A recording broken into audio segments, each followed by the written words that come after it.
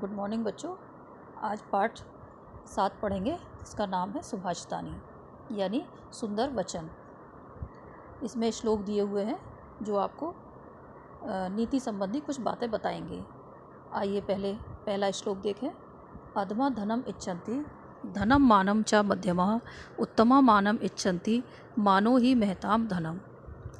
निम्न श्रेणी के लोग धन की इच्छा करते हैं, मध्यम श्रेणी के लोग धन और सम्मान दोनों की इच्छा करते हैं, उत्तम श्रेणी के लोग केवल सम्मान चाहते हैं क्योंकि सम्मान ही सबसे बड़ा धन होता है।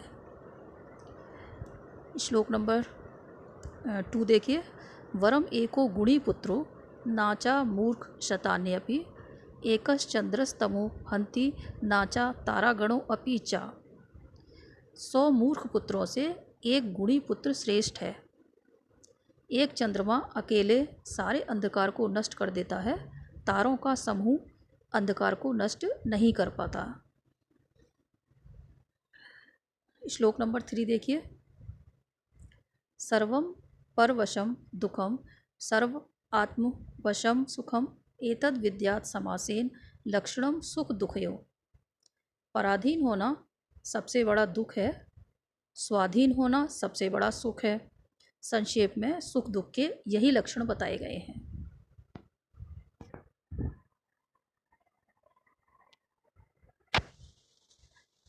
अगला देखिए। भूमे गरियसी माता स्वर्गात उच्चतरा पिता जननी जन्मभूमिश्च स्वर्गात अपि गरियसी। भूमि से श्रेष्ठ माता है, स्वर्ग से ऊंचा पिता है। माता और जन्मभूमि स्वर्ग से भी श्रेष्ठ मानी गई है।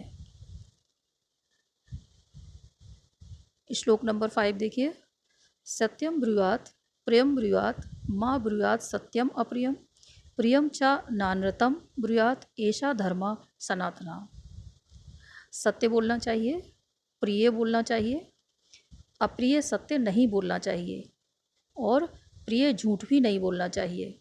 यही सनातन धर्म है। श्लोक नंबर 6 देखिए। परोक्षे कार्यहंतारम प्रत्यक्षे प्रियवादिनम वर्जियेत तादृशम मित्रम विषकुंभम पयोमुखम।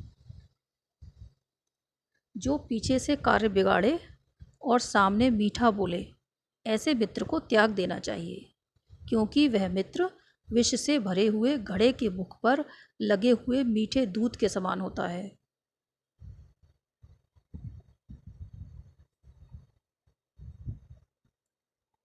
श्लोक नंबर 7 देखिए।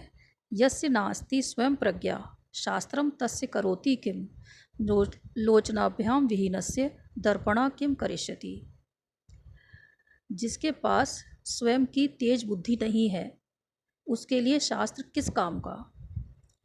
जिस प्रकार नेत्रहीन मनुष्य दर्पण का क्या करेगा। अगला श्लोक। उद्यमा साहसम धैर्य बुद्धि शक्ति पराक्रमः षडेते यत्र वर्तन्ते तत्र सहायकृत विभु। अर्थात परिश्रम, साहस, धैर्य, बुद्धि, शक्ति और पराक्रम, ये 6 चीज़ें जहाँ होती हैं वहाँ तो स्वयं भगवान भी सहायता करने जाते हैं। अगला श्लोक। उद्यमेन ही सिद्ध्यन्ति कार्याणि न मनोरथै न ही सुप्तस्य सिंहस्य प्रविशन्ति मुखे मृगः। अर्थात परिश्रम से ही सारे कार्य पूरे होते हैं, केवल इच्छा करने से नहीं होते। सोते हुए शेर के मुंह में हिरन स्वयं प्रवेश नहीं करते।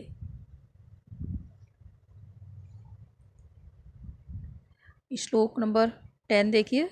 अष्टादश पुराणेषु व्यासस्य वचन द्वयम परोपकारः पुण्याय पापाय परपीडनम। अर्थात 18 पुराणों में व्यास जी ने 2 बातें कही हैं। पहली, परोपकार पुण्य के लिए होता है और दूसरी, दूसरों को पीड़ा पहुंचाना पाप के लिए होता है।